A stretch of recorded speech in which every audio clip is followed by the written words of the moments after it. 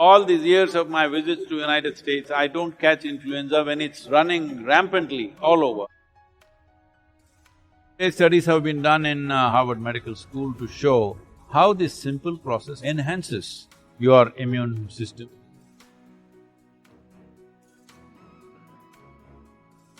If you do these things, you can see a significant increase in your immune system.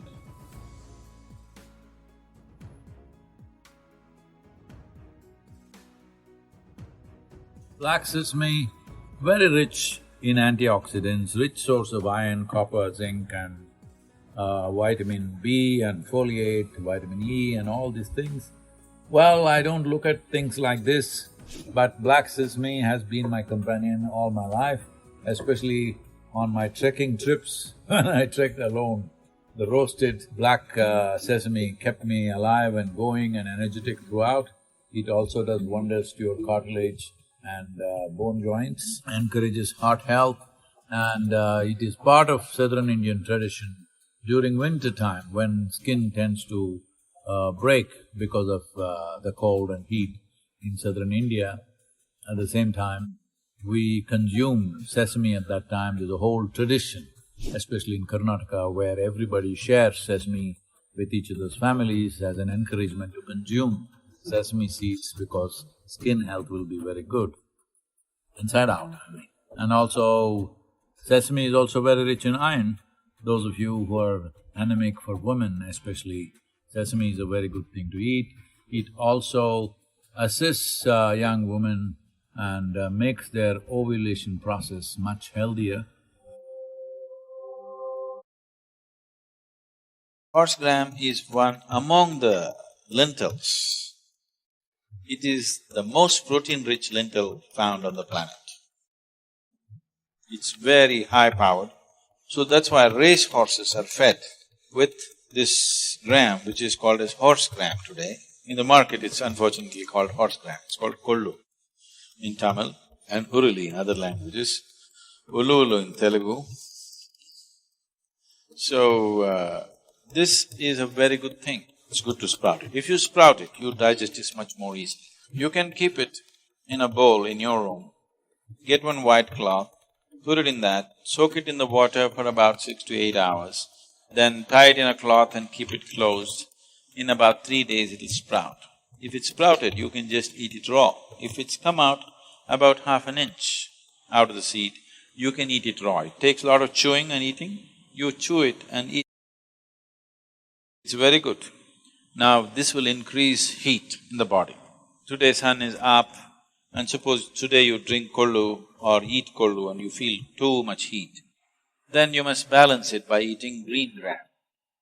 Sprouted green gram will cool the system. How do you know excessive heat is? You will notice your eyeballs are hot, or you want to go and pee, you want to pee, it's full but it won't come out, it hurts. That means there is excess heat. Such a thing happens, you just drink some ash gourd juice or eat some green gram or take some castor oil and apply it on, either inside the navel or the anahata, the vishuddhi, this place and these two spots behind the ears. If you apply instantly, within 5 minutes, the system will cool down, go to the bathroom, everything will happen without effort. Just being conscious, how much of what? What is body's requirement today? That's what you do.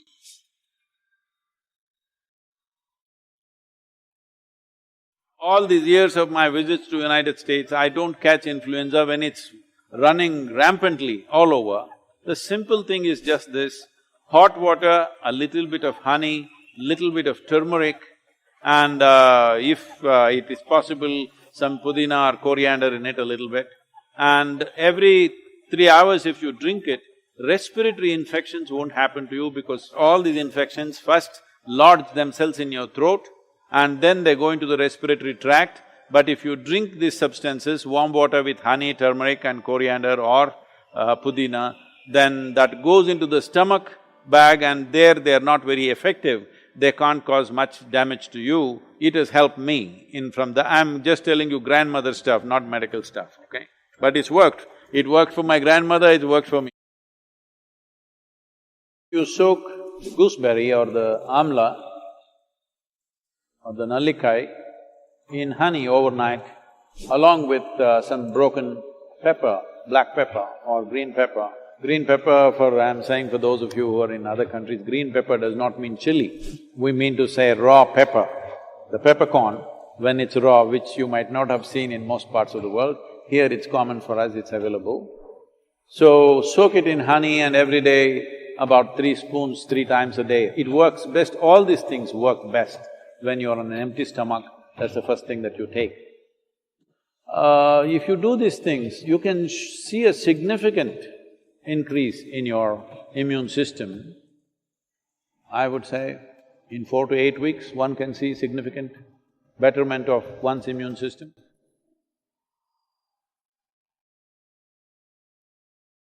Today studies have been done in Harvard Medical School to show how this simple process called Simha Kriya enhances your immune system and also improves your lung capacity and definitely alters the way oxygen distribution happens in the system. This is a kind of process. One thing is it'll boost the immune system. Another thing is it involves your breath in a certain way. Suppose you start doing it today. After a week's time, if you find some difficulty in doing it, you clearly know you have some respiratory stuff even before other symptoms show up.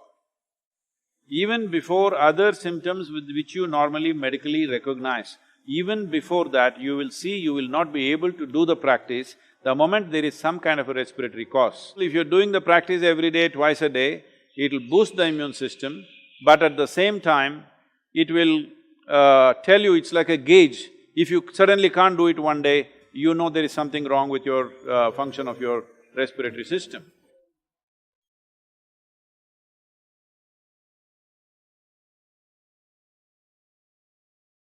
So the title of this conversation, the subtitle of Conversation with a Mystic. That's only for you. I'm not conversing with a mystic, so I'm at ease. That's my job. That's my job. Got it. I know, and I have many questions, you know. Sadhguru said, I've never seen someone with so many questions. He said, no answers, only questions. I think the subtext, which I actually am talking about because I liked it, is an experiential, for today, an experiential symposium on optimal health and well-being. And I think there's a tremendous amount for us to talk about even in that phrase. One is the role of experience. And I will say that, you know, my office being responsible for cultural transformation, I've become obsessed with what is culture, and the definition that I use, because it guides our strategies, is behavior. This definition was given to me by Admiral Grossenbacher. Is behavior, either collective or individual behavior, based in experience and incentives. Meaning that if we're going to transform or shift what the medical model is today and what healthcare is today, we can't start with just the data. If people do not have an inner experience, not much will change.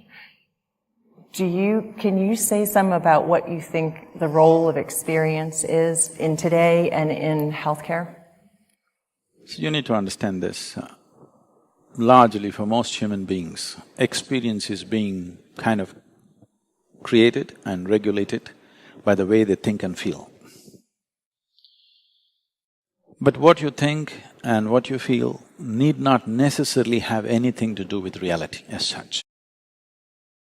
There is something called as a psychological reality and there is an existential reality. By controlling or handling the psychological reality well, a lot of people can become healthy, a lot, because for a lot of them that is the cause of their ailment. And it can also fix other things to some extent. So, like right now, Mitch was talking about, you know, somebody prays and somebody creates a certain attitude around them of love and care and compassion. This is all psychological structure. You create a psychological structure with which you become open to certain dimensions of life. It becomes a possibility to transact in a certain way with least amount of friction and creates well-being. But there's an existential dimension to this. Existentially, what are you made of? What is the world made of, if you look at it? This is the most fundamental aspect of yoga. This is called as Bhuta Shuddhi. This means elemental, cleansing of the elemental nature. The whole universe is a manifestation of 5 elements. So is this body. Out of these 5, there are only 4 that you can really handle. Another one you just experience, it's the ambience for the other 4. So, the earth, water, fire, air and the space. So you only have to handle really 4. With 4 ingredients, so much magic and mischief is happening in the universe. If there were 4 million, we would be not able to handle it. 4 for sure we can handle, isn't it? 4 ingredients, if they're functioning the way you want them, then everything about you will be great. Out of these 4, 72% of your water, your body is actually water, so is the planet. The same composition of the planet you have in your body. About 12% is earth, about 6% is air, 4% is fire, the remaining is space. This is how it is looked at. If you master these 4, even if you have a bit of control over these 4, you will see miraculously you will generate health within the system. If you fail on this, then the next level of handling this is, nature has evolved certain things in the form of herbs and many things which are helpful to us, so we can learn to use them. If you fail in that, then you can create a psychological structure which will create health for you. If you fail in that, then you go for the chemical treatment. If you fail in that, then you go for a surgery. That's the escalation. Direct intervention of cutting something, putting something, if nothing else you're capable of doing. But now you're talking about a large-scale thing across the populations. We always think anything subtle cannot be done large-scale. I disagree with that, this is my opinion. Because it is just that we have not done enough work towards that and we assume that it's not possible. To create a certain sensitivity towards something and approach it in a subtle manner is possible, but it's only possible if it goes into every home, every parent, every man and woman in the world or in the country starts working towards it. When you want such a big goal to be achieved, it's not going to happen overnight. We must be willing to be committed for a whole generation or 2, then something will happen, something wonderful will happen. But right now, we are in today's world, everything has to happen by today evening. If it doesn't happen, tomorrow we dump it and have a new project going. So in that context, it will not happen. In that context, it's better we work towards a plastic heart and a plastic liver and a plastic kidney where we can start replacing them every 5 years and somehow function. See, health does not mean that just the medical parameters are okay. Health means you must feel a certain sense of wholeness. The word health itself comes from that word whole. A certain sense of wholeness, when you wake up in the morning, you are more alive than you are when you went to bed. You feel 10 years younger than the time when you went to bed. If you feel like that, that means you're healthy. It is just that all the tests are showing you're normal, that is still not normal. Because you have no experience of health. So when you say experience, ultimately we have come here only to experience life, isn't it? So we know that experience is the most important aspect of life. Now we're talking about the word experience in 2 different ways. One is our experience of life itself, how profound and how wonderful it is, or how nasty and how unpleasant it is.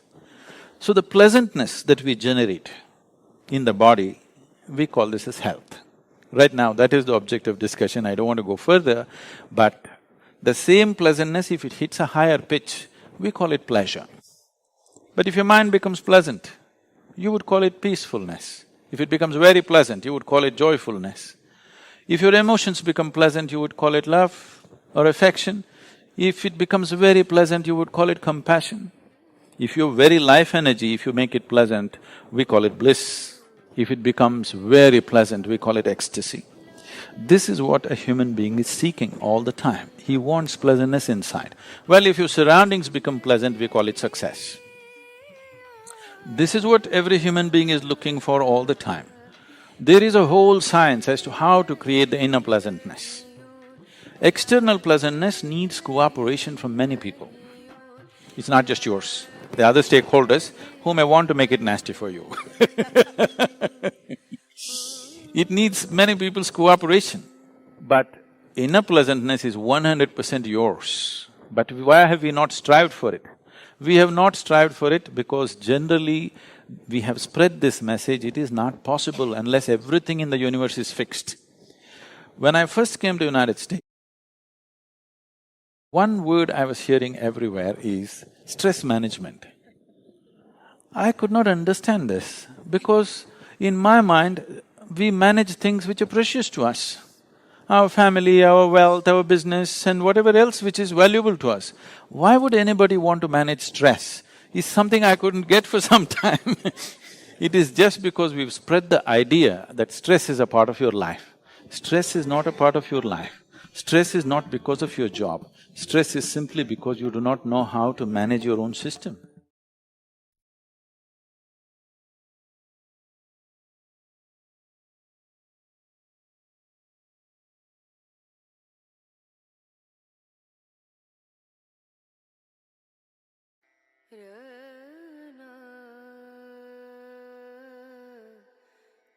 You are the first live person who has spoken of so many of these things that I have read about, and now I'm sort of restless. I want to get on with it, if you will, and I know that's my mind, and I'm not even, my experience today has been that I haven't been able to appreciate, to receive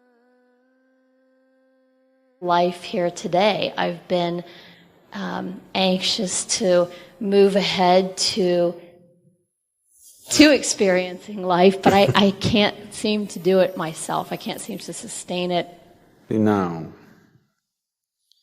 let's look at it through like an analogy. You're living in certain prison, let's say, there's a fort around you. Initially, if the wall is big enough, it all seems to be okay. Let's say this is 50-acre land, big wall, you lived in this only all the time, you felt quite all right. But then suddenly you see up and the birds seem to be going beyond 50 acres. The wind seems to be blowing beyond 50 acres. There is something within you which gets into the madness. People who are around you who pretend to be sane, they all tell you, stop that nonsense, just do what you have to do here. Don't have such fancy dreams, you know. And they're telling you, the so-called worldly wise people, they're always telling you. But you cannot suppress this. If you suppress this, you will suffer. If it doesn't find expression, you will suffer. But if it seeks expression, you will suffer even more. A seeker suffers much more than others because now he knows the pain of ignorance. Most people in the world do not know the pain of ignorance. If you do not know the pain of ignorance, you have no real longing within you, isn't it? You are the kind, if you eat a pizza, you are happy. I'm not saying you should not enjoy your pizza. It's just that if you eat a pizza, you think life is fulfilled. Now you still don't know the pain of ignorance. You think by eating, sleeping or indulging in this pleasure or that pleasure, life is complete. You still do not know the pain of ignorance. The pain of ignorance should tear you apart. Then the longing to know becomes intense. If the longing to know becomes intense, it is just one moment. The reason why it seems to be so far away is simply because the necessary longing has not come. It is just off and on longing, accordingly off and on experience.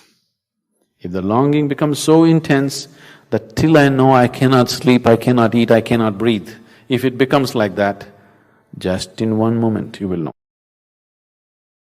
Because what you're seeking is not sitting on the mountain or floating on the clouds, it is within you. You know, Jesus told you, though he did his initial marketing about taking you to kingdom of God, the moment enough people gathered, he turned around and said, kingdom of God is within you. If kingdom of God is somewhere, I don't care to go there, it's okay. If it's within you and you missed it, that's tragedy, isn't it? Isn't it so? If it is somewhere up in the heaven, I don't want to go there, I'm happy in Ohio. That's different. But if it's within you and you missed it, that's true tragedy, isn't it? Right now, that's the tragedy. It's right here and people are missing it. There was a time when I first came to this, if I just looked at people, I would burst into tears, just seeing what they're missing. Right here I am exploding with ecstasy. People are walking around with long faces and it's there in them also, I can see it right there. But they are going about totally unaware of it. I would just cry. If I see people, tears would come. Now I got seasoned and I just laugh at them. Because there's no other way to handle life, you know.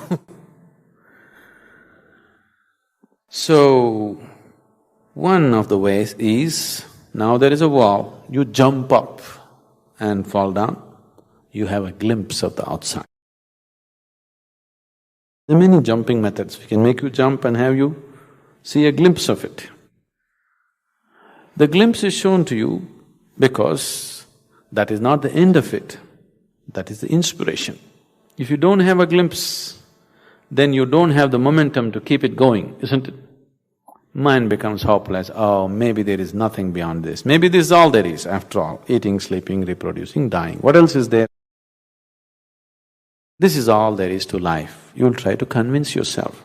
So a little glimpse is given so that now, suddenly everything here becomes stale, you want to know something there. So glimpse is only an inspiration to give you the necessary momentum to go on with life, to go on with the search and seeking. Now, jumping and looking beyond the wall was good at one time, after some time it becomes frustrating because it's just one moment looking and falling back again. What we need to do? Now jumping is not good enough, we need to build a ladder, isn't it? I have always described yoga as a ladder to the divine. Because now you're learning how to build a ladder.